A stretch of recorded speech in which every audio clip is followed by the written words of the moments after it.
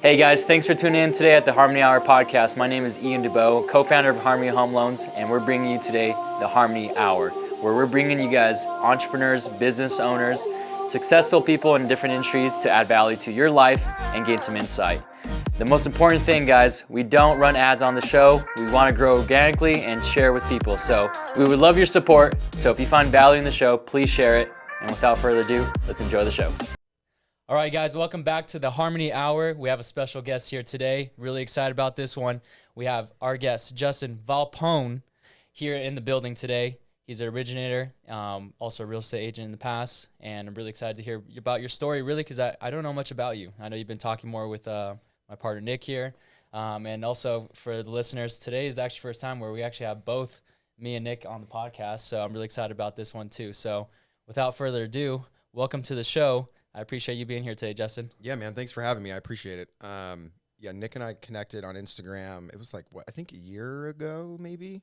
Feels like a little bit longer, but probably about a year. Yeah, and then Seb, I guess, and I had been following each other for a few years, kind of just watching each other's journey in the business. And you guys are doing your thing here, and then I'm in Arizona kind of doing something very similar, so. Yep. Yeah, it's pretty cool. After following you, I didn't even realize that you were from Vegas. Yeah, born and raised. Went to Palo Verde, so local, left Vegas when I was 25, so I spent my entire life here. And you love Arizona, right? Yeah, we moved to Arizona in 2019, and Vegas is always home, but it feels different when you leave, like, the nest. Yeah. How is it, like, different just because, like, it's also the desert, you know? So it's just, like, what's the different, like, vibe that you get from Arizona? Yeah, it's hard to explain until you go. Arizona's just, like, it's older, but everything gets kind of kept up. We're like, I don't know. I remember growing up in Vegas, specifically like in the housing industry, right? It's just the further out you go, it's just newer. Mm-hmm. And for most people, when they want to buy a house, they can just go buy new construction. If you can't find what you want in resale, you just drive 10 minutes up the road and there's a brand new house that you can pick it how you want. But Arizona's landlocked. And so if you want new construction, it's like 50 minutes away. And so you get into a lot of like neighborhoods with character that are 40, 50-year-old houses. There's a lot of snowbirds. I thought Vegas was like really growing as we were entering our early 20s with wealth. And then you get to Arizona and Scottsdale and Paradise Valley. And like the wealth difference is just absurd. There's a lot of sporting there. It's just, and it's just different. You know, Vegas is very about lifestyle, entertainment. Arizona's, it's not. It's about sporting and family. It's just a little different.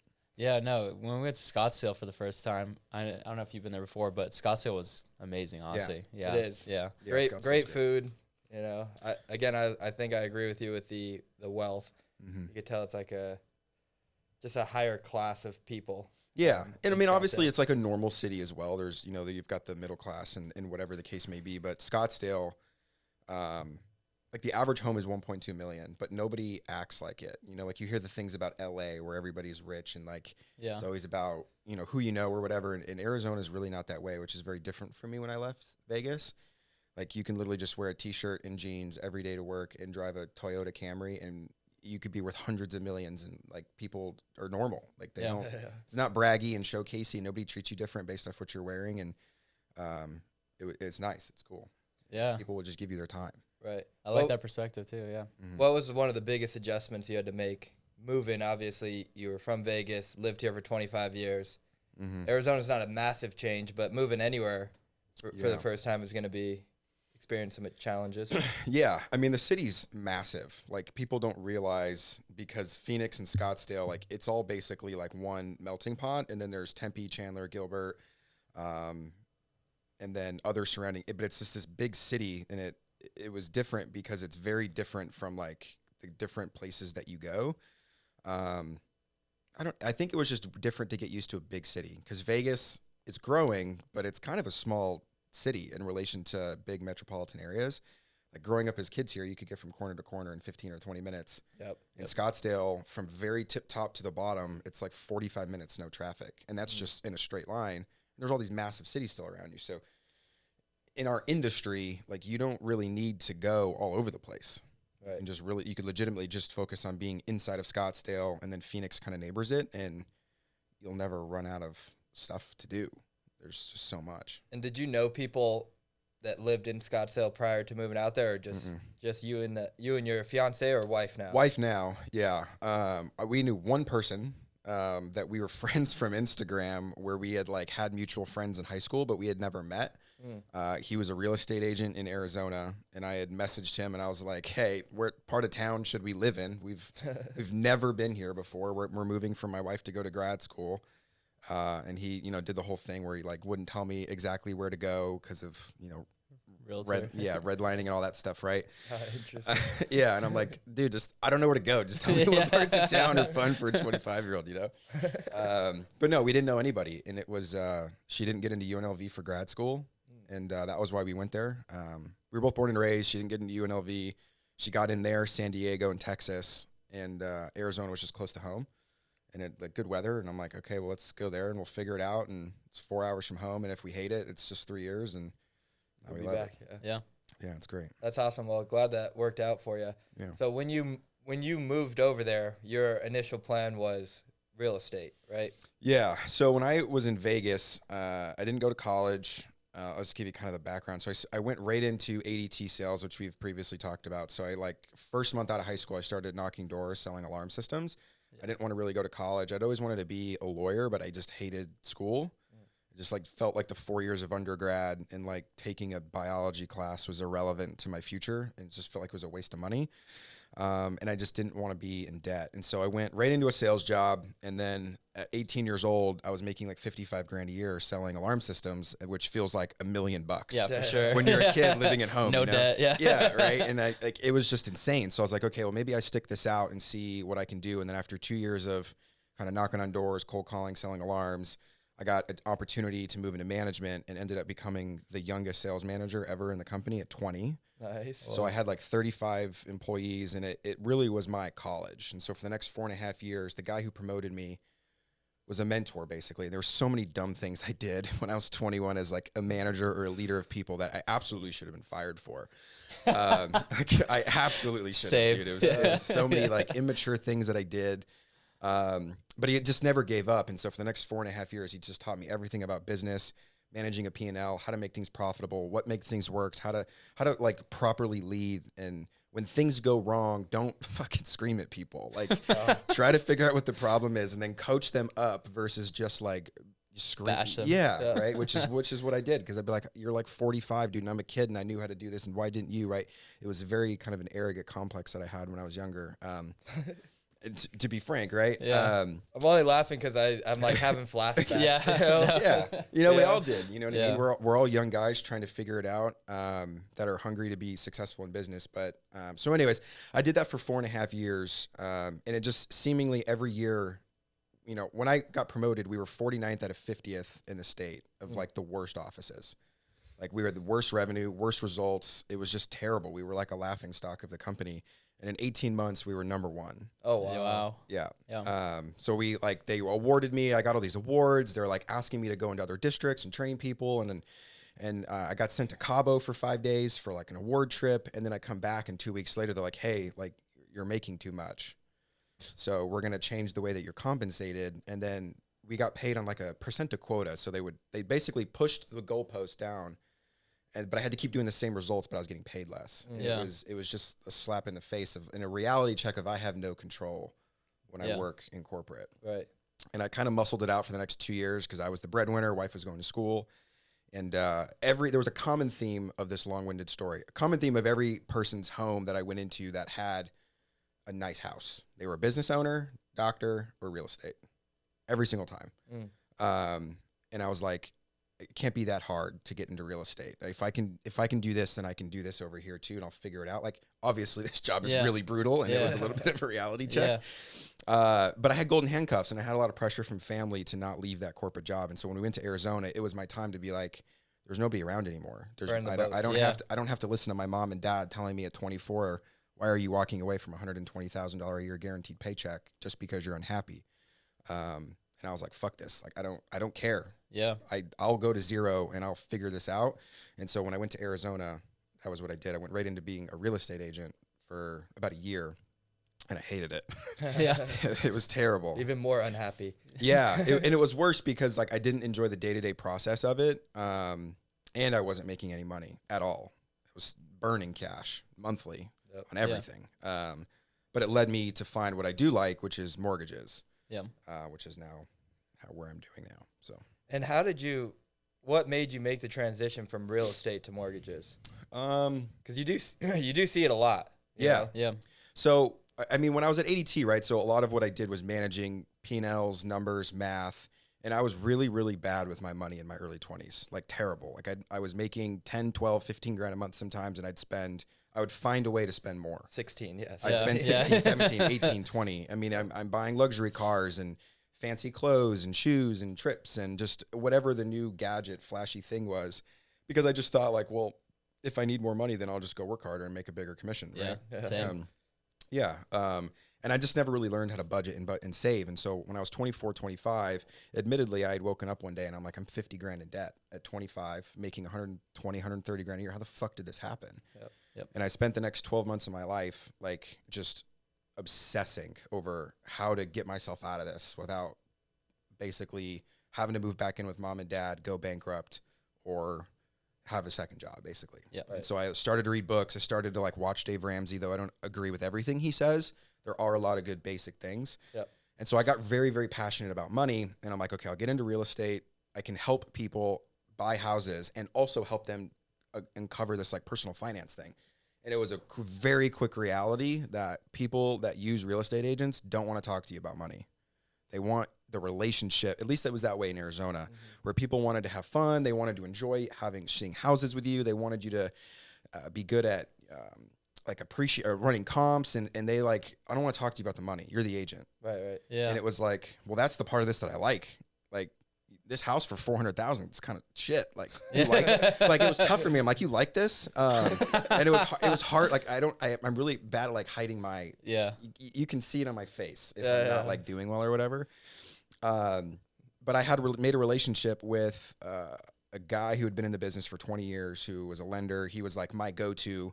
He was the only lender in that 9 months, 10 months that I was an agent that didn't ask me for a buyer in the first like get together. It was like, tell me what you're doing. How do I help? Maybe I can tell you what you could be doing differently to get, it was like, he was genuinely trying to help me find buyers and sellers. Yeah.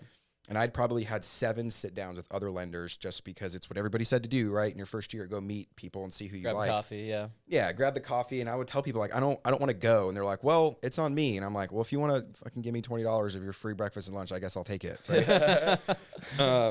But he was the only one. And so when I got out of the industry, I told the broker like, hey, like I'm out of money. Like I've got $4 grand left. I'm done. Like I need to go get a job and provide for my fiance and I. And he's like, well, what are you going to do? And I'm like, well, I'm considering mortgages, but I think it's the same thing. Like I'm going to have to go prospect and do all the same bullshit. It's just different, right? Just behind a desk instead of at open houses. Or I'm going to go sell new builds. So I'd made a relationship with somebody whose husband was a VP at Taylor Morrison. And he was like, hey, I can get you a job, but I need 3 months for a community to open. I didn't have 3 months. Yeah. I was out of money. And so Tom, his name was Tom, he was a branch manager, and he's like, you work your ass off. He's like, I've never seen an agent work as hard as you did and not have the results. It doesn't make any sense. But if you want to get into mortgages, I need somebody to add to my team because I'm trying to step out of origination, but I have this $100 million book of business, and I can guarantee you that you will be able to eat and be able to pay your expenses if you just do what I tell you. And you know, in our industry, right, we're commission only, right? There's no guarantee of income. And he offered me a life raft in February of 2020. He's like, I'll pay you candidly a $4,000 a month salary. I'll pay for all of your licensing, and I'll pay you 50 basis points on deals that I give you, as long as you are doing what you're supposed to for 6 months. He's like, you have a 6-month runway, and after that, you're on your own. And he goes, at any point during that time, if you want to pull off and go, you know, and start making full comp, you can. And so that's what I did. I started with him March 15th of 2020. Literally right before, I had no idea what I was getting into. Yeah. I had no idea this was about to be the craziest time ever. Yeah. Literally next month. Yeah. And when we started, we were in an office much like your guys's. It was huge. And it was just me and him every day. We sat like 20 feet across from each other. And I got to hear everything he did all day long. Every conversation, every consultation, every pre-approval, every problem negotiating on an appraisal. And he also got to hear me do it. And I did a lot of dumb things my first couple months where he's like, no, that's not right. And he could like walk over and correct it right then and there. And I'm a type of person where if I make a mistake once, it'll never happen again. So it was very easy for me to absorb it as a sponge, and I learned fast. And it took me 3 months to be like, okay, I don't need your stuff anymore. I'm good. But that was kind of how the transition happened. And then it was just kind of drinking from a fire hose. Nice. Yeah, I think that's super important because I'm sure you could propose the same scenario for a lot of loan officers out there that are brand new to the business, not really finding success, and they would turn it down. Yeah. Right. Because I just feel like a lot of people are so focused on the comp aspect. And if you were to tell them 50 bips, they're kick rocks. Yeah. They're not going to do it. And so I have a lot of respect for the fact that you did do that. Because I always say if I could do one thing differently, because my first 2-3 years, I also struggled. Like I closed 2 deals in my first 3 years, and it was tough, right? And I would have gone back in time. What did I make with those 2 deals? Maybe $6,000, $5,000, yeah, maybe. Exactly. Like very little amount of money. I would have rather sacrificed that and work for somebody that has the business and fast track your learning. Yeah. Right? Because the average loan officer is closing 12 to 15 loans A year. A year. Yeah. Right? So if you can get, how many did you close in those 3 months? That first year I did 58. 58. I think I did 7 my second month. So that's almost 6 years experience in 1 year. Yep. Right? And on top of it, you got paid to do it. Yeah. Right? Like I would go back in time and do it for free if somebody was willing to pull back the curtains. No secrets. Show me everything. Don't just fix problems. Teach me how to fix problems. And I feel like that information is invaluable. Yeah, it was. I mean, when I got into it, I didn't know. All I was looking for was a job that made me happy, that I wanted to go to every day. And I just was trying to survive at the time. Like I wasn't really focused on getting in and trying to make the most amount of compensation possible. And I wasn't like, I want to make sure that I make $300,000 my first year. I was legitimately just like, how do I make sure our fucking bills get paid? Yep. And I like going to work every day because I didn't like going to be a real estate agent every day. I didn't like open houses. I didn't like circle prospecting strangers. I had no idea why I was calling. I didn't find enjoyment in it. And so it was easy for me to be like, okay, this $500,000 loan, I make $2,500. And if I do 3 of these a month, I'm fine. And that's all I was focused on, was just making sure that I enjoyed the process. And that was it. And there was a lot of people in my first 6 to 9 months that you start to become friends pretty quickly when you're in the industry. And they're like, you're only making how much? And they're like, you're way underpaid. And I'm like, yeah, but you don't understand what this guy did for me. Yeah. Like you've had 5-6 years where you were able to build, and like, I didn't have time for that. And somebody threw me a lifeline. And it was really hard when I left him last year. But he's a close mentor. I still call him. We talk all the time, and he's genuinely one of the best humans that I've ever met. It's great. Now I'm curious about your personal life during that time. Like how long have you and your now wife been together? So we actually went to high school together at Palo. So we met when we were 14. We're both 29 now. We started dating when we were 19. So she had gone off to UNR, which most people here do. They leave and go somewhere else. So she went up to UNR. She came home for a summer, and we'd always been really close friends. We had never dated or anything in high school. I was kind of a jackass.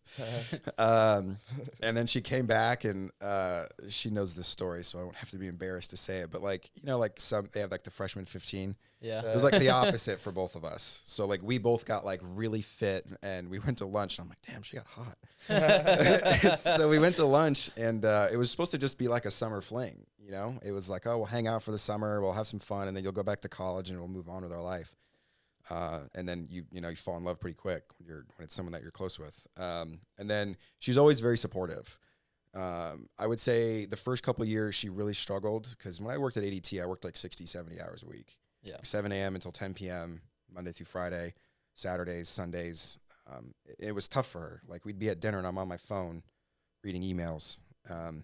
Most people are on their phone scrolling Instagram, and it's like, okay, that's not important. But I'm like, you're 22 years old, not paying any bills. Like, this is how I'm doing it. Exactly. Yeah.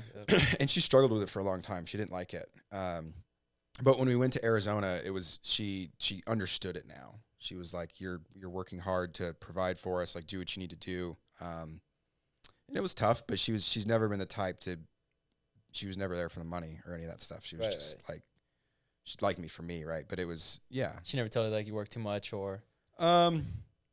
Not since we've gotten a little bit older, in that we've both matured a little. In the earlier years, for sure, it was a lot of arguments. Yeah. She didn't get it. She didn't like it. She didn't understand. She's like, pay attention to me, hang out. Your work's more important than me. And it was a lot of arguments. But once she understood the reason why, because growing up, I didn't have a great like kind of upbringing. And I watched my parents kind of lose everything during the recession. And I always told myself I'd never want that to happen to me. And so once she like understood like the deep rooted cause of the reasoning, she was like, okay, I understand it. Like, you're doing this for us. You're not doing this because you just want material things and you're going to leave me and go screw around with other girls. It was like she understood it was like, because I don't want you to ever have to worry, and I want our kids to have a life that you and I didn't have. And so now she very much appreciates it, which is obviously nice as a partner to have your wife appreciate. Yeah, no, for sure. Yeah. So what's about like prioritizing like where you're at in the stage, right? Like prioritizing in your 20s is like, in this case, like working, right? Mm-hmm. Building your business, having that set forth for the future, you know? Yeah. And I think a lot of it was a learning lesson. Like, there was a lot of times where, like I said, I was kind of an arrogant young 20-year-old, and there was a lot of times where I didn't take into consideration how she felt about anything. It was my way or the highway. Yep. And I very much felt like, because I had earned it, you know, and this probably also sounds bad, but like, as we're all approaching 30, like 120 grand a year is not good living anymore. Right. Like, it's above average. Especially nowadays. Yeah, it's above average, but it's just not enough. Like, I think 100 grand a year is like 300 grand is the new 100, in my opinion. Mm-hmm. But back then, I, in my mind, had told and convinced myself that because I make 120 grand a year, like, you're never going to get anything better. And I would tell her those things, and it was like, looking back, I'm like, dude, you're a fucking dick. Like, like, you told the person you love that. Right. And so it was maturity for me, and then it was maturity for her to understand it. And then, you know, now, I mean, we've been through so much shit in 10 years, dude. It's insane. But yeah, I was just learning how to communicate. And then I also had to realize to step back to like, hey, it's okay. You don't need to read your email at 8:30 on a Friday. Right. Nothing is going to happen. Like, you can deal with this tomorrow morning. But back then, I convinced and believed that it needed to get done right now, or else we weren't going to have the results. And I was obsessed with being number one. Like, I didn't want anybody to be better than me at what I did. And so it was those things that made me good, but it was also those things that you had to make some adjustments. Yeah, it drives you nuts if you don't find any balance, and there was zero balance at the time. Yeah, for sure. I still, to this day, find it hard to be more present in the moment. I'm like getting better at it, but it definitely is hard, you know. I still struggle with it. Because I pride myself on like being available. Mm-hmm. You know, like I have many times where people will call me at 10 o'clock, and like that question, you know, runs through your mind, like, should I take this? You know, like, yeah, I'm taking it. You know, like I'm definitely answering this call, just because, again, I pride myself on being super available and, you know, being there when people need me. And if they have a question or they have a problem, I want to solve it. So sometimes that's not always the best thing, because I'm sure like that 10 o'clock phone call could wait till 7 in the morning or 8 in the morning. But I agree. I can't, so in our business, in the old world, like my other job, it could have waited. In our industry, I think answering that phone call, like, could it probably wait? Yeah. But also, there's a shitload of lenders, and how many of them are going to be willing to take that call? Right? Yeah. And most agents won't appreciate it, but if you can find the person that does, they'll be with you forever. Yep. Because they know that Nick is going to do whatever it takes for me when I need it. And if I'm working at 10 p.m. to make sure that the offer gets out because my client is working right now and is willing to take this offer, it'll mean the world. And so that way it just builds loyalty and trust. At least you hope. You hope it doesn't go unnoticed. Yeah. And it absolutely does. Like, there are times where it ends up being for nothing. Yep. But there are also times where it ends up being something that is huge for our business. And sometimes it is the difference between an offer getting accepted or not, because you just never know when the stars will align. And my wife is completely supportive of that now. Like, we'll be on the couch and I'm like, hey, I got to pause this and take it really quick. And she's like, I get it. Like, do what you need to do, and then put your phone down. Just don't be sitting there like staring at your email. Like, you know what I mean? Just like take the call, do what you got to do, and then stop. But I don't know. I think our jobs can definitely run us into the ground. It's a 24-hour business. Never turn off. Yeah. But it is also the difference between those guys that do one loan a month and the ones that do 5, 6, 7, 8, 9, 10. Yep. It's just impossible. Like you will never be able to do a shitload of business if you don't Make answer your yourself phone available. whenever it's needed. Yep. And I feel like especially in a city as fast as Las Vegas, if somebody doesn't get what they need immediately, They'll find somebody else. they're just going to call somebody else. Yeah, Arizona's the same way. And so that's why I always tell people too, like, it doesn't matter if you're at the gym, you're in the car, I always use this as an example because it's real. Like walking through security at the airport, I had an agent call me and I just pick up the phone like, hey, I'll call you back. I'm walking through security. Give me 15 minutes. I'll give you a call. It means the world to 30-second phone call. And now that agent doesn't have to go and find somebody else because she thinks I'm not available. Like she'll happily wait the 15 minutes versus if I just decline the call, I might not get the opportunity in 15 minutes to give her a call back. Yeah. Like she might have already called one of her, whether it's backup option or first option or I was the backup, whatever it is. Yeah. She's going to call somebody else to get what she needs now. Yeah. Because she's obviously calling now because she needs it now. Yeah, it literally just happened this yesterday when I was on a phone call and then I was talking to the agent and then the client actually called. And I was like, hey, the client's giving me a call. Let me put you on pause for a quick second and let them know that I'm speaking with you, and then answered their call.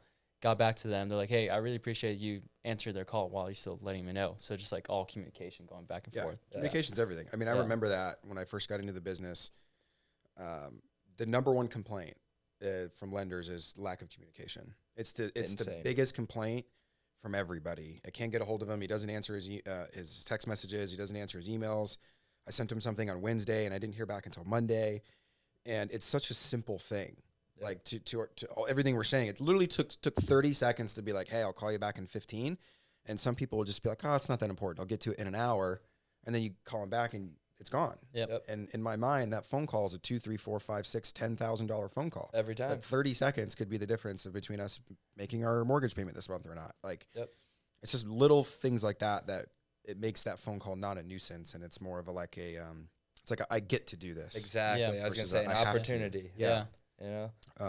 Yeah, I see it as a game sometimes because it's like if I don't pick up the call, then I'm like just getting put down on the totem pole and like continue doing that, or you just continue building it up. And the negatives are far more deeper than the positives. So That's true. You definitely get more slack than you do credit for Yeah. answering that call versus not answering it. Yeah, so, for but sure. it's just the way of the industry. It's not like a negative thing or anything, but it's just the reality of the situation. So your current business now, how are you navigating? Obviously, we're highest interest rates in 23 years. Sucks. How do you keep yourself positive? I've been following your journey, and what it seems from the outside looking in is you're doubling down. You're taking more action now than maybe you were a year ago. Yeah. I mean, I'll just kind of tell you the whole journey of the 4 years because our stories are kind of, we both had great success very early, but it was in very different, from what we've talked about, very different kind of fields. So in 2020, when I first got started, the deal with Tom was, hey, I'll give you these refinances at 50 basis points. And the purchases you bring in, you'll also get 50 because I'm feeding you deals. Only if you are looking for your own purchase deals. So my first 3 months, I didn't want to start talking to my real estate agent friends because I wanted them, a lot of it I think was just negative self-talk where I didn't want them to be like, you're like literally fucking just got licensed yesterday, dude, and I don't want to give you anything yet. And so I'm like, okay, well, I've been farming 9 months for clients. And so I had a database of like 85 names from open houses and cold calling expireds and all this type of stuff of people that I had conversations with that wanted to buy homes, but for some reason or another, they just weren't ready. And so I called all of them and I got 2 purchases in the first 30 days from those people who were like, hey, we liked you, but we just used a different realtor that we felt was more experienced, but we don't have a lender. We'll let you do our loan. And so I had done those and I'd kind of bit my teeth on that. And one had referred me 2 others. And so during that time, I was like, okay, I've done 5 purchases now in 60 days and I've done these like 7 or 8 other refinances. And my friends quickly saw, like, because all my friends were agents. I didn't have any friends. I didn't know anybody. All my friends were agents. Industry, And so then it got to a point where I was like, okay, I'm going to start asking just my friends, which was like 10 to 15 people of like, hey, I know you probably have a lender relationship because I met a lot of them because you told me to talk to them. But, like we're good friends. Like, could you give me a chance once to see if it's a different or a better experience from who you worked with previously. And that's all that I ask. And then one friend would try, and then it was another, and then it was another. And then during that time, I think I had done like 24 or 26 purchase transactions that year, 100% self-generated organically from the agents that I had known. That's actually super impressive. Yeah, first year, 26 self-gen purchases. And that was from May to December because I started March, but my licensing didn't hit until May. And all referrals. Wow, Yeah. so 100%. really only seven months. Yeah, Yeah. it was like 7 months. Wow. Yeah, so those first 60 days, I was just like his like unlicensed LOA. So I would like do emails and data entry, and I'd like price a deal, and then I would give it to him, and then I wasn't allowed to tell the client, so then he would do it. Like I was doing all that like background LOA stuff, and then I was like generating and bringing stuff in, but like I couldn't get paid on anything until May. And so like May was the first like month I was like actually getting deals. So May to December, and then it was 58 transactions that first year. And then as we moved into the next year, 2021 was just fucking bonkers. Yeah. And I will candidly say that I had never liked cold calling agents. Never once. I've never walked into an open house ever, still to this day, on a weekend and been like, hi, I'm Justin, and get to know somebody. Never, ever done it to this day. Never cold called anybody. I just went to broker opens where I'd already known somebody was going to be there because I'm pretty introverted. Like, I don't seem like it. But if you put me in a big room with a bunch of strangers, I fucking hide in a corner. Like, I can't get out of my shell. And then once I start talking to somebody, I'm okay. But it was like hard for me to get out of it. And a lot of it was like the negative self-belief where I didn't have the confidence to feel like, I'm like a year into this. Like, who am I? I don't know anything. And so I like didn't have that ability. So during 2021, I candidly think I got lucky. Just not even kidding. I did 100 loans. 60 of them were purchased, 100% self-organic, just from making friends with people who were agents that were just busy. And in 2021, it was easy. Like if you were an agent and you had people that wanted to buy a home, you could get them into a home if you were willing to show them enough. And then as long as I just stayed friends with them, I got them. And then in 2022, when the market changed, it was a hard reality check of like, I don't have a business at all. I just had a bunch of friends who were busy and liked me. And there was no structure during that time. Like I wasn't tracking how many phone calls I was making to agents a week. I was tracking like my leads and my pipeline and all that stuff. Like the business and the back end was all tracked, but getting new business was not a thing that existed. I just thought like, hey, I'll post on social media because I started the content that I do now like day one. I started immediately posting about loans, started immediately doing videos. Every time I'd have a success story, I'd post about it. And that was like how I like talked to agents, was like sliding in their DMs. That was my way of cold calling, but I had known them already. Like I'd met them somewhere. I'd been their friend for a couple of months. And then in 2022, I fell on my face. Did 36 loans from 100. That was 2022 from 2021. And then 2022 for a lot of people was still a pretty good year because the first 6 months was still decent rates. It was heavy on refi. And by August, I had gone from like 6, 7, 8 loans a month to like 1 or 2. And it was like a reality check of, fuck, dude, like you need to start over and figure out what you're not doing. And during those 6 months, Tom is like, you need to start calling agents now. You need to go to open houses. Like your agents are slowing down. It's time for you to realize like the last 2 years was a breeze. Was not real. And he'd tried to get me to get out of my shell and do those things, but I was fine. I was like completely happy with how the business was and all I wanted. 7, 8 loans a month. Yeah. I mean, I was making 30, 40 grand and I was like, I don't want to make more. Like, I'm fine, dude. I'm chilling. And I knew that it would slow down, but I didn't realize it would slow down to the capacity that it did and as quickly as it did. Right. And then the first time ever in my career, I closed 0 loans, November, December of last year. I had moved companies. I'd gotten married. So there were some things that were distracting. But it was hard of like, fuck, dude, like you need to start over. And so Tom had gone on a sabbatical for 2022. So he was gone for the entire year. So like my mentor, the person that was kind of always there to nudge me to be like, hey, like you're fine, but I need you to get out of your shell a little and go do this. He wasn't around. And so it was very easy for me to just kind of hide into the corner and be like, well, I'm still doing 6 loans a month. Like I'm fine. Right. Yeah. Right. Until I wasn't. And I didn't really it wasn't really until I would like hit that point where I was like, I'm going to have to get out of this industry if I don't change something. And so I'd switched companies. Tom was moving towards retirement. We were leaving that retail bank. He wanted to go open like a very small shop on his own, like work out of his house. and it didn't make sense for me to go with them. So I left, and now I went to where I am now, which is Cross Country Mortgage. And I found a guy, his name's Noah, who literally is Tom, just 20 years earlier in his career. He's like 7 years in, doing all of the exact same things Tom is doing. And it was just like replacing the mentor. And so when I switched, he was a part of the core program. And he was like, do you track the calls that you make to agents every week? And I'm like, no. I'm like, I make a couple like here and there, but I don't track anything. He's like, okay, so here's what we're going to do. You're going to come over. We're going to get you plugged in. Because at this time when I worked at Tom, my database was a Google Drive. That was our CRM. It was color-coded, but there was no CRM. There was no newsletters that went out. There was no process. There was an intro email, but there wasn't a lot of structure in like the business. It was kind of just like come in, do your thing. Like there wasn't close some deals. Yeah. Like there wasn't, there just was no process. And so when I went to Cross Country, it was developing processes and systems. And for me, running it like a business. So then it became time blocking. It became write down every agent that you know that you've ever talked to. And then every 2 weeks, call them. And just you're not calling them and say, hey, give me a deal. But it's like, how's your business? How are things going? The market is changing. What do you need from me? How can I help? And a lot of it was making phone calls to agents that admittedly I didn't talk to for months because I was very much like, I'll just let them call me when they need me, which is not good because somebody else is going to be in their ear and then it's going to go, which is what happened. And I remember calling this one gal that I work with, and we're super close now. And I straight up called her and asked her, I'm like, hey, you haven't sent me anything all year. Did I do something wrong? And it was the first time that I'd ever like been like, I'm not getting anything already, but I need this feedback so I can get myself out of this hole and fix. And she was like, no, you just haven't called me in months, and other people did. And so I got in this program, I got a tracker, and the goal was to make like a certain amount of calls a week, get in front of agents at least 3 times a week, like one-on-one. And so it started to develop structure. And then I started to have pretty fast results again. So I went from like 1-2 loans in like August, September of last year to 0 in November, December.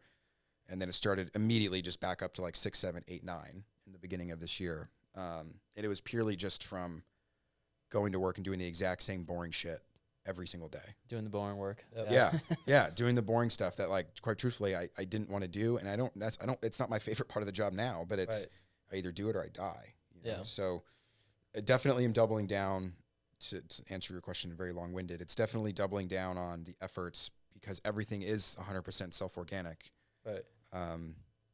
And it's just growing. And when I moved over, I think I had a list of 25 agents maybe, and I was probably only getting deals from like 15 of them when I moved over. And now I have 75 names on that list. Wow. That constantly send you business. 40 of them have sent stuff. The other 35 have been like, hey, I like you. Just don't have I want to work with you. I just don't have anything. And I don't know if I'll ever get anything from it, but it's just continuing to stay in front of them because I like them as a person. I like who they are. Like I can hang out with them and not need to worry about like the business side. And then if it's like, if the business comes later when the market gets easier, then great. And if not, then, you know, we'll still whatever. play golf. And we'll still hang out, right? I'm not going to treat you any different just because we don't work together.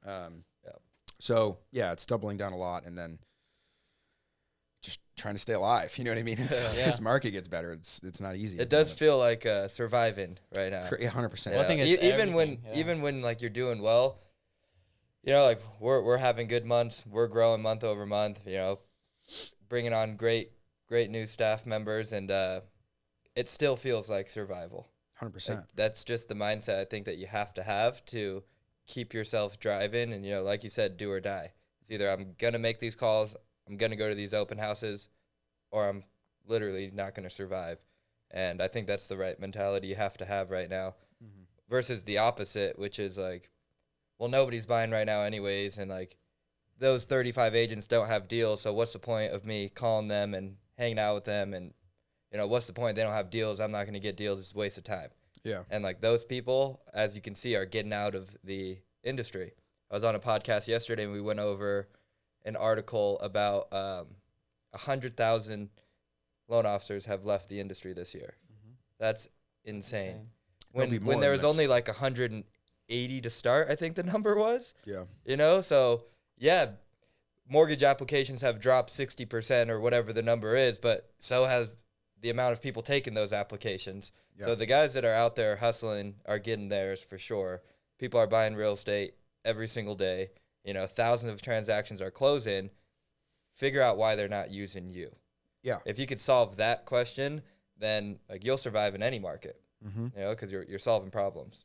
Yeah. I mean, even during 2007 and 2008, people were still buying and selling homes. Yep. And people are still buying and selling because people are still getting divorced. They're still getting married. They're having children. Families are dying, or parents are dying, whatever. And there's still reasons where people need to move. And there's agents that are going to capitalize that. And it's just a matter of, do we have enough relationships with those agents where we are the person that they think of? Because for every phone call that I don't want to make, there's somebody that was probably going to make that call. And I'll ask some of the agents that I work with, just because we're close enough friends, I'm like, if I didn't call you for 3 months and somebody else called you every week, would you give them a try, even though we've worked together for years and like and trust and love me, and you were in my wedding? And they're like, yeah, I probably would give them a chance because they were hungry and you disappeared. Yep. And that's a reality pill that we all have to swallow. And what I tell some of my friends who are in the business, it's like, we work for the agent. As hard as that sucks, and as much as we have to move our ego out of the way, like, we need them, like, is more than they need us. Yep. Because there's always somebody else that they can get a loan from.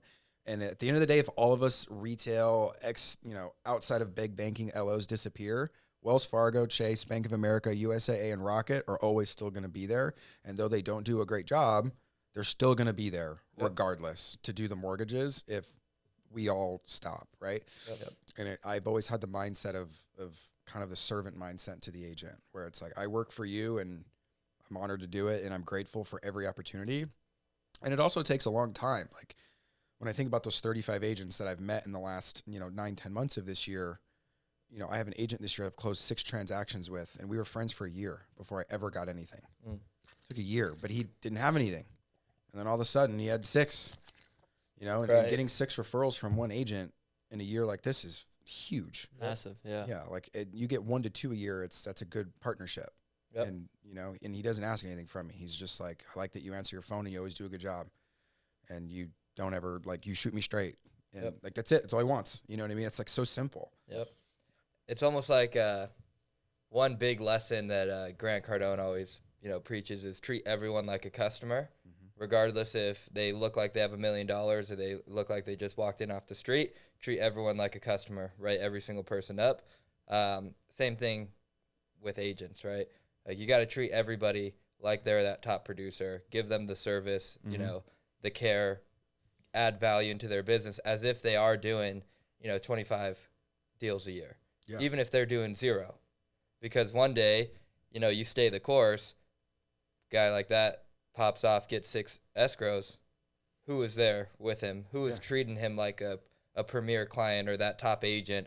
Who was treating him like that is ultimately who's going to get the business. Yeah. And you'll find most agents don't realize, and they, in their mind, don't believe that like 4 or 5 is a lot. Like, a lot of them are like, I wish I could send you more, and I'm sorry, it's only been a couple this year. Yeah. but I swear, I get told that so many times. It's like, hey, I'm so sorry, I've only given you 3 this year. I'm like, do you have any idea like how like much this means that you've given me 3 compared to like 1? Like, this is huge. Right. Like, if I were to look at all the deals I've closed, you're like the top 5 amount of people that I've referred in terms of like how many. And then also when they hear that, they get like a sense of pride and like, oh my God, I'm really happy that I'm like your person. I'm appreciated. Yeah. Yep. And like, they feel appreciated, and vice versa. Like, my number 1 referral partner, when she started, she was brand new and I was brand new too. And we started together, and then we've since grown together, and, we'll probably do like 8 or 9 or 10 deals a year together now. But we started out doing 1. Right. And, nothing's ever changed. We've just always kind of treated each other as humans. Yep. And that's just always the approach that I've taken. And I don't know if it's the right answer or not, but I just try to like look for relationships that are like, can I be their friend? Do I like who they are as a person? Can we hang out and not have to talk about real estate the entire time? Like, can your wife, or could you, if they were a woman, get along with my wife? Like, could we hang out and go to dinner and it not be awkward? Right. Yeah. And if we can become friends, and then we'll talk business. Because if I'm only there for business, the relationship will fizzle at some point. Like, someone's just going to come along and they're going to offer you money that I'm not going to want to offer. Like something we talked about the other day with a real estate brokerage that got money from a lender, right? It's like, I'm not going to do that. Put $1 on yourself. Me neither. I would never do it. I don't want to do that. I don't want to buy business because then your entire business becomes reliant on that business you're paying for. And if that business slows down, someone's going to outbid you. Yeah, you're going to be dead because you have nothing else. Yep. You know, and we'll take care of people, but it's just, you know, you meet with people and they're like, hey, I'll work with you if you send me deals or if you give me $2,000 a month only, and you know, you'll only get the deals from the things we're investing in. It's like, I'm not interested in that. Yeah, it's fake. Yeah. It's not a real, genuine partnership. Correct. Yeah. And I think people, you know, humbly, we're closing deals. We're not like desperate, need to beg for business. So we can actually make the decision not to work with an agent. Yeah. Like if we're it's not. a business decision. Exactly. Yeah. And when people ask me, like, are you willing to, you know, contribute to my ad spend? Like, we don't even know if we like working together. Yeah. Like, we haven't even done a deal together. I have no idea if we're even going to work well together, which is more important to me than the money or the deals or any of that. Is I don't want to be working with somebody that's going to add additional stress into my life, or they're not going to be a true team member. You know, like, yes, we do work for agents, but at the same time, I think that stigma in the industry as a whole creates some tension. For sure. And I think that, you know, we are true partners, and true partners are working together to accomplish the same mission. Yeah. Right. And we work for them, but we're not their bankroll. Yeah, exactly. Yeah. Exactly. And I think there's a fine line, right?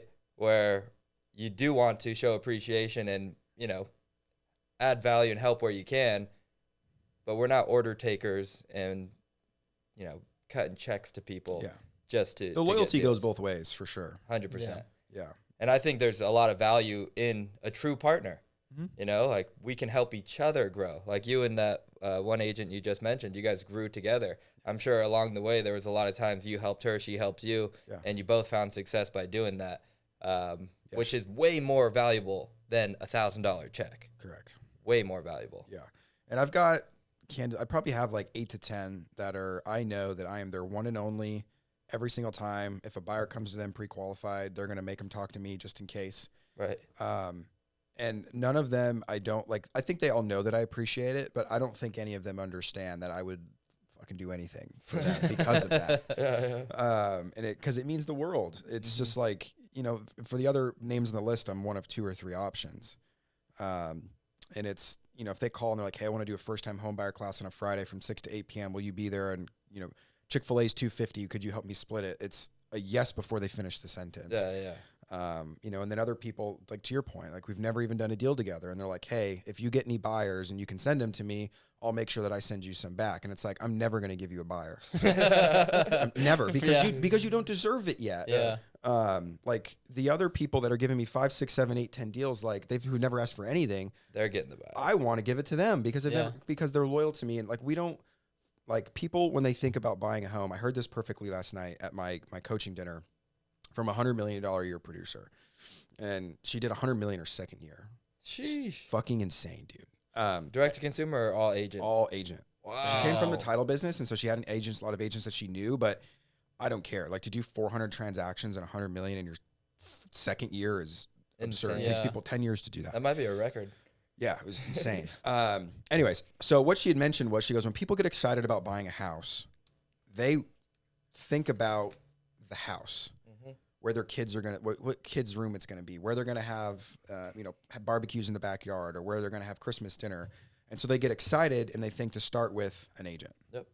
And so all of the consumers go to the agent first, and then they get to us, because what we do isn't necessarily sexy and fun. Right. We're pulling credit. We're going through their bank statements with a fine-tooth comb, and we're questioning deposits that aren't from payroll. And people get offensive about it. They're like, why are you asking me these questions? And then we have to explain why. We're looking at their tax returns, and some people are very prideful about their money, and they feel like they're being judged, even though we don't judge them. It's to me, it's just numbers on a spreadsheet at this point. I'm completely numb to it. But people get insecure about it. And that process isn't fun. So they don't want to start with us because it's not fun. You don't go to a car dealership and go immediately into the finance department. Right? That's true, actually. Yeah, you go look at a car, you get excited, and then you go, right? And it's the same for us. And so people don't start with us. So how am I going to get buyers to give? It takes time. It can either be sphere of influence, or it can be past client referrals, or maybe they don't want to work with that past agent, or it was somebody that I met. But there isn't a lot of them. Like, I probably would get 1 or 2 a year, and I've had 5 this year, thankfully. And now I'm getting to a point where I can be like, hey, I'm probably going to get 5 or 6 a year. And if we have a good partnership and we have a good loyalty together, and I feel like I'm your guy, even if I'm like the second guy, but I'm one of two, no ifs, ands, or buts about it, there's no maybes, there's no worries, then yeah, like if we've done enough to a point where like I want to pour into this relationship because I think it's going to invest back into me, and it will be well reciprocated, not like a, hey, you owe me a buyer type of thing. Like, like I'll do my damnedest to give it them that opportunity. And I'm like proud and I'm happy and like proud to do it. But from somebody to, you know, we've never done anything together, for you to expect me to just give you a buyer, it's like, no, because we have to do 4 loans in compared to their 1 buyer to make the same amount. We have to work 4 times as hard. So like giving that 1 referral is big for us. Yeah, for sure. Well, man, you are, you're sharp. You're on your game. Thanks. What does the future hold for you? What are you looking to accomplish over the next 18 months? Yeah, my focus right now is, you know, so I started that coaching program 2 months ago that I told you about, and so right now I've improved upon more systems and processes, and the kind of goal of personal production is to get to 50 million of organic purchase business. So from the math that I've done, it's going to take me 133 transactions, or 11 a month, for my average loan amount in between Arizona and Vegas. So my focus is on that, and then also, depending on how the market goes in the next year or so, either become a partner with my branch manager and become a branch manager, and then recruit loan officers that were much like myself that I can teach and train, because I still have that side of me from my prior ADT world where I like to teach and train. And if that opportunity doesn't present itself, I'll probably end up being in a position much like you guys, where I want to start my own thing and continue to focus on my own production, and then have like 5 to 7 LOs, right? And just teach them how to build an organic, solid business where you don't like beg, you know what I mean? It's just like you're building true organic relationships where we do a good job every single time. People are excited about the experience. Like these are things that like get running around in my brain just from like, you know, being a business owner and having something to be excited about, kind of like what you guys are doing, right? Like there's a sense of pride and like, I did this. Yeah, for sure. Like this building, you did this. Like there's nobody that can take that from you, whether it's good or not. Like what, you know, results come or not, like it's your thing. Right. Yeah. So that's kind of the plan over the next 2 years or so. The main goal is getting to 50 million of production. Yeah, nice. Of purchase. Well, you're going to get there. I know you're going to get there. Yeah, and I hope so. For sure, Yeah, it's just a matter of time. Yeah. But awesome, man. I appreciate you coming on and learning more about your story. I'm excited to follow along, continue following along on your journey. And, yeah, man. Yeah, I appreciate you guys having me here and taking the time. And how much time do we have? How are we doing on time? Good. Yeah. I mean, I'm curious to kind of hear some about your guys' story before we leave. Of course. Yeah. Let's do it. Let's do it. Yeah. We got time. Now everything back, right? Yeah. Just because, like, you know, we've talked about it a little bit from like your direct to consumer world, but you know, what made you guys want to? Because you know, you went from, I think you told me a little bit from like the retail, but what made you want to start a broker shop, and in a way that most people don't? Like most broker shops, they just work out of their house, Right. and you've got a retail space with a bunch of LOs underneath, and like you're running it like a retail place, but it's not. Yeah. Like, what made you want to do it? I consider us a hybrid because we built with retail. So like we've built out our system and processes in a way that is similar to retail. Like a lot of times when people think of going to a broker shop, they think of very little support. You know, like self-processing and all of that, where like that's not the case here. We have, you know, LOAs or a setup desk, and we have 2 processors. I don't want loan officers processing their own files. But how we got here, honestly, is getting kicked in the face one too many times. Yeah. Like empty promises, fell short every single time. And, you know, him and I were building the business at every place that we went. Like, look, check the track record, you know? Like every single place we came in, kicked the door down, and built a business and added value, and we just weren't appreciated. And there was too much red tape to where, like, you know, we've been doing this since we were 18, 19 years old. We don't want to stop working at 5 o'clock. We don't want to pack the bags at 4:30. We want to be able to, you know, submit our files and process our loans as, you know, get our loans done as quick as possible. And nobody was matching that energy anywhere we were at. Yeah. It was all like waiting for people, 4 days to review pay stubs, Jesus. you know, 3 days to submit back to underwriting. Whole time, like, the owner's swearing up and down his turn times are 24 hours. I'm like, open your eyes, bro. Yeah. Like, and it forced us to get better, because then we developed systems and processes where I could show you our Monday board when we get off, where our processors were tracking the exact time. Like, not just the date. They're like, submitted back to processing at 10:10 on August 5th. Yeah. Like 10:11. They were like so specific with when exactly this got back to processing, because we needed to prove a point that no, your company's, everyone swears 24-hour turn time. It's just not true. Right. Yeah. Right. And who suffers with that is the client. Client does, yeah. And then our relationships get tarnished because, you know, we're not providing that top tier service that we're calling and telling agents about. Yeah. We're not actually pulling through on that, and it made a lot of our hard work go to nothing. So one day we just decided, like, dude, let's just go out, do it. What's the worst that's gonna happen? Yeah, we built the business, and we were just like forced into making our own company. Yeah. I really didn't even like have the foresight to like, oh, like I'm gonna build a business and like own this thing. I was perfectly fine trying to find a mentor and like working for someone, learning the ropes, someone that's been doing the business for a long time. But with the constant like back and forth, we're doing the work, and just like might as well just slap it on and do it ourselves. Yeah. You know? Yep. And the part of like the retail part too is like, I think the culture that where we came from with like the direct consumer and like having the calling space, having like a whole bunch of guys and girls like on the phones, we wanted that still culture of like, okay, we're still a unit, and bringing that to the broker side as well, and like having the support, having a company culture that I think anyone can have a mortgage company, but who has a mortgage company that has culture, you know, that people want to go to the office, have a place to learn, have a place to like actually grow with other people that have the same mindset around themselves, is one of the biggest things that I think separates ourselves from anyone else. Yeah, so it did kind of just happen by accident. And that's why when you were talking about, oh, when I was 21 years old and managing, I was worse. Oh, I was worse. Yeah. And a lot of it was I can testify to that. a lot of it was just frustration, right? Yeah. Like, why don't you want this? Why are you not? That's how I was. Why are you not spending time to get better? You know, like, well, it just felt like you're forcing them to like make money, or like exactly. It's like pulling teeth. I'm like, dude, you have an opportunity right in front of you, and you know, you're a super smart guy. You have the potential, but you're just not putting in the work. Like, you might be making the calls, but what are you doing after those 8 hours of work to further your career and get better? Yeah. Like, what books are you reading? Are you studying new updates, guidelines? What are you doing to get better? Because in your first couple of years is crucial. Yeah. You have to learn the business. And yeah, it's easy what we do, but not to a 20-year-old that just dropped out of college, needs to make money as quick as possible. You know, it's not just the easiest thing to teach somebody. There's so many layers of it. Yeah. And so, yeah, a lot of it was out of frustration. But I talk about it all the time. I was in no position to be a manager.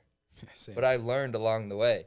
And, like, I was self-aware enough to make adjustments when I needed to, right? And realize, like, okay, this style isn't working, you know? Yeah, the tyrant leadership style only gets you so far, for sure. It doesn't work. And we took a class, what was it, 10x360?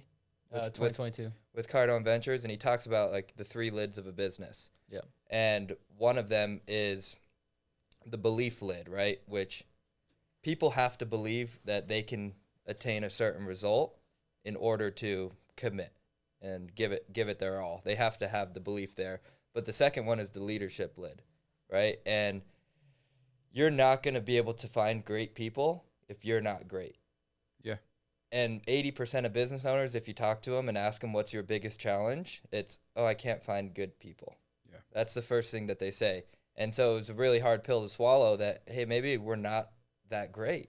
Maybe we need to get better, and we need to keep applying more, you know, pressure onto ourselves to get better, to find better people. And it's what happened, you know, like last year was a lot of personal development, building systems from onboarding to, you know, processing and having good systems in place so that we could find great people. And this year, for the first time, we've actually hired people with licenses. Like before, we were just hiring friends and people from that were referred to us and training them on the business and getting them licensed. It's hard. It's hard. Yeah. This year we've been able to pick up some, top tier talent, people that have good reputations in town, provide good services to clients, and they know what they're doing. Yeah. And they just needed support. They needed a platform where they can grow and where there isn't a lot of red tape and they can push their files quickly. So yeah, a lot of it was we had to get better. Yeah. And I mean, you learn as you go as well, and there is no roadmap to learn how to be a leader. Like, there's books and stuff to teach you, but every business is different. And in this business, it is hard because you could be really good at conventional loans and not have any fucking idea how to do FHA and VA. right. Yeah. Right? Like, you make one mistake on an FHA where you forget that they're married and you don't get the spouse in the loan app and your deal gets blown up. Yep. Because you need to have their debts included, and somebody new may not know that. And it has a domino effect everywhere along the way, where it could be a relationship that you spent 6 months on and they love you, and you make that one mistake, that client loses the home. Yep. They potentially could lose their earnest, and then you lose the relationship, and that relationship could cost you 20, 30 grand a year of income Right. gone from Yep. one thing. Yep. One mistake. And there's just a lot riding on it. And sometimes people remember the company that you're at too. And so there's just a lot that, like, there's so much that is riding on it, and it's really not an easy job. right. No. Yeah. This business is difficult. It's Yep. hard, and it changes all the time. I mean, everything will be one way. Like trust income, for example, for a long time, if you had 500 grand in a savings account, you could create a trust Right. and pay yourself, and then use it as income. And now you can't be the trustor of it. Like, they just changed it like 30 days ago. And then if you don't see that update, like, and you create that and you write a prequal on it, and then you get Kill under your deal. contract and you go in underwriting, you kills the deal because you miss those updates, right? And so it changes so quickly. And so I definitely get the point of, like, you have to be constantly engaged in You have to be the obsessed. news. Yeah. Got to be obsessed. Yeah. And so yeah, happened by accident, man. Yeah. Yeah. But we're building the plane as we're taking off, type of You're thing. building it while you were flying. Yeah, Yeah. exactly. Yeah. But think it's it- fun. Yeah. What made you, well, I guess go into the broker side, that allows you to build everything the way that you want it. It allows you to build the brand, the logo, the values, how you want to onboard. There is nobody telling you how to do it. Exactly. Yeah, and then you can hire your own processors and everything else. Exactly. And since then, I feel like we really, like, Harmony was a perfect name, just Yeah. because of, like, everything that has happened over our 10-year career, and it just felt like very chaotic, and now everything's calm. Yeah. And Yeah. we're doing our job. There's nobody. We're not going back and forth with anybody. There's no battles. Like, him and I have had very few, if any, disputes at all about anything. Yeah. And a lot of that, I feel like, comes down to communication. If he has a problem or, like, he wants me to adjust something, simple conversation. Yeah. And It's vice a versa. discussion between the two of you as business partners. Yeah. And And it's also like we're opposite in how we lead too. Like, we're opposite in personalities, and like I thought too it was gonna be a problem, and like, but there wasn't much. But I think that comes down to really like the work ethic and like also the mission like that we were on. Like, we understood how hard this actually is, and like we really only have each other for like our backs to like make this work, you know, and like to actually understand what we go through on a daily basis, money, everything, and like hiring failures, and like we came up with that. So then like it was just more of an understanding of like we know what it takes, and like let's just use our strengths and weakness and like grow together, you know. Yeah, and partner, if you've got a partnership where that you guys are doing nothing but arguing, it's like a marriage, right? Yeah. Where like you're fighting each other instead of the problem. exactly. Right. Yeah. Which in the business, if you two can be on the same page and fight the problem together, it helps move things forward. And it's also when you have employees, you never want to see mom and dad fighting. Right. I learned that really quickly when I was at ADT, because there's a lot of things that my GM wanted me to do, and I'm like, I don't want to lead that way. That's not how I want to treat my employees. Right. And he felt different. And then we would argue in front of people, and he would like, get your fucking ass in the office, right? Slam the door, and then he's like, I'm in charge. And it was just like, Just ego. yeah, it was very much. And it was Yeah. like, well, if you're in charge, then you go tell him to do it, because that's not how I feel, and you're going to make me look like an asshole. Right.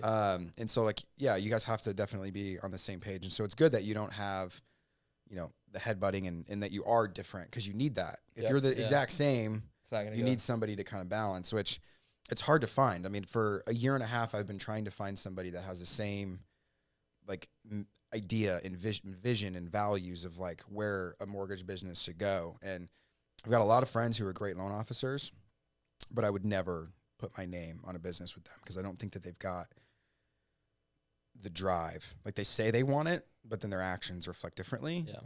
Until I've met my current branch manager, where we're very aligned, but we're different because I'm more of I lack patience, and he has a lot of it, and it's a good balance. And he's also a little bit more frugal, where I'm a little bit more like spend money to kind of solve the problem type of thing. Where he's like, well, hang on a minute, how about we don't do that? And it's good to have that because otherwise you just kind of run yourself in. But so I guess same question for you guys over the next 18 months or 2 years. I mean, is your goals more on your own personal production? Is it just about the LOs, or like what's the goal? Yeah, so, I mean, you want to answer first? No, I mean, I think a little bit of both, to be honest, because we just stepped into producing again.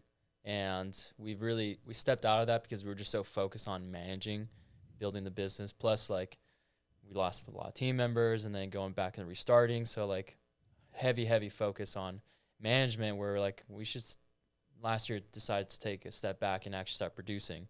And we know that we missed out a lot of that. And being in the weeds also helps grow the business too. Like every time I talk to anyone, I'm very prideful in the fact that like, yeah, I'm a business owner, but I work in the business and produce loans as well, you know, and like that, like I think holds a staple. So I want to continue building that and like personal production wise. So like, we were doing large numbers direct to consumer before, like we could do that again. No problem. Like let's actually do it bigger and better. So that's main the focus. And then from there, I think also just getting more people involved that have the same vision as us. And that's the difficult part, right? So we want to have a footprint in other states that, we have other branch managers, that we could actually have alignment that we want to grow this thing nationwide, right? And grow this thing to a large company where we could actually be successful. And, that comes with also just putting everything in, prioritizing and removing things out of that and like just focusing on, for me, those two things. Yeah. So direct to consumer is a big part of what we're going to focus on. Yeah. But I'm also looking for people that were similar position or in a similar position to where we were a couple years ago, where they, they're super hungry. They're willing to do whatever it takes. They actually want to grow a business, not just, closing 15 loans a year for them isn't going to cut it. Yeah. And they just need the support. And I think that we can offer the support because we went through so many trials and tribulations that we've taken a step back and we've put things in place, put a structure in place to where you can actually succeed here, and like have two people that are just as much involved in the business day to day as anybody else and want to see you win, want to help you grow. So those are who I'm looking for in like Texas and Florida so that we could give them the blueprint. Like this is how we onboard people. This is how we hire people. This is how we run our business, and like have them start creating a blueprint out in those states. Yeah. Because I'd like to move to Florida in the next 12 to 18 months. I'd like to live in Miami, and I want to build a business there before I get there. Yeah, it's smart. Yeah.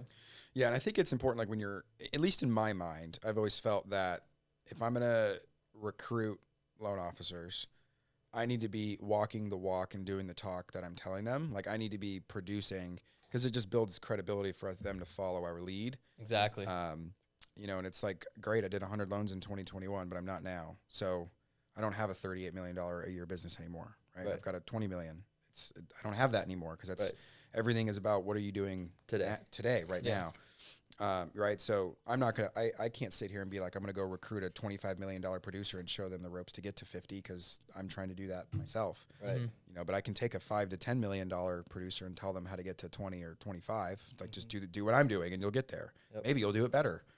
Maybe you'll have less things that'll get in your way that are getting in my way, or you'll learn from the mistakes that, we all made early on in the career. We can tell you what not to do. Yeah.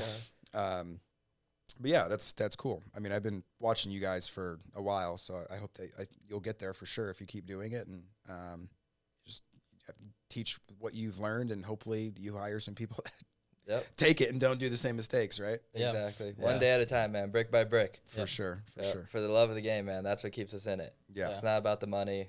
It's really about building something meaningful and, enjoying the process along the way. Yeah. It's like what I said when I first started, right? I was focused on a job that I liked doing. Yep. And the money was just the ancillary benefit. Exactly. Yeah. A byproduct of, your blood, sweat, and tears. That's how I see it. You know?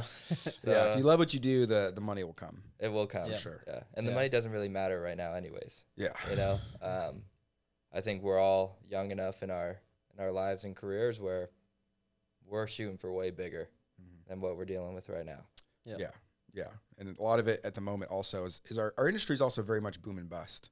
Yep. Like we're in an 18-month cycle of busts, and at some point it will boom. And during the years of boom, you'll make a shit ton of money if you built the right staples and processes during the bust period. And if you can just save and be smart and then it survive through the bust and then go through booms. Like I know LOs that would make $1 million, $2 million a year during boom markets. Broke. And they're just no, they're not necessarily broke. I know some of those. Some are. Yeah, some are for sure. But I've got a couple where they're just like, dude, I'm just cruising, man. I'll probably make like 250, 300 grand this year, but I made millions during these big years. Yep. And I never changed my lifestyle. They're like, I still live in my $1,800 a month house. I still drive my 4-year-old car. Nothing changed. That's how you do it. And so now during this time, I don't have to change because I'm not worried about trying to make $1 million and support this lifestyle that I built. Yeah. Right. And not a lot of people do that, because it's very easy when you start making in boom markets, it feels like it's never going to end. Right. Yep. And 20, 30, 40, 50, 60, 70 grand a month comes rather simply if you just show up to work, and then, flashy things and whatever kind of suck you in quick. And then the bust also comes fast. Yep. Yeah. And you Always don't brings see it that down. coming. Yeah. Yeah. Like we went from 3% interest rates to 4.5% in 90 days. Yeah. 2022. Like it was fast.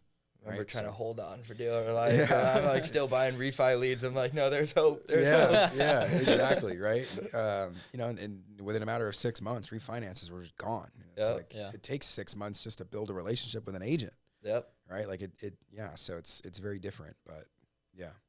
So That's great, man. I think we just had a great conversation. Yeah. for sure. Hope you guys got something, some good nuggets there at home. And I'm excited to see your journey. Yeah, you guys as well. I'm excited Yeah. to see you blow up and go in a couple different other states, and we'll see what we can do together in this crazy business during the next boom. Let's do it. Hopefully Let's do it, bro. 2024. Let's get a round of golf on the books too. I need a lesson. Yeah. Yeah. And Let's come free of charge. Yeah. Where can people find you too? Yeah, you can find me on Instagram, justin.volpone. IG is where I live, so I post content there. I literally spend way too much time on that app every day, but that's where I'm at. Nice. Give him a follow. Follow his journey. He's going to be doing big things, and we're all excited to see it, man. Appreciate Let's it, make guys. it happen. Let's Thanks go. for being on the show.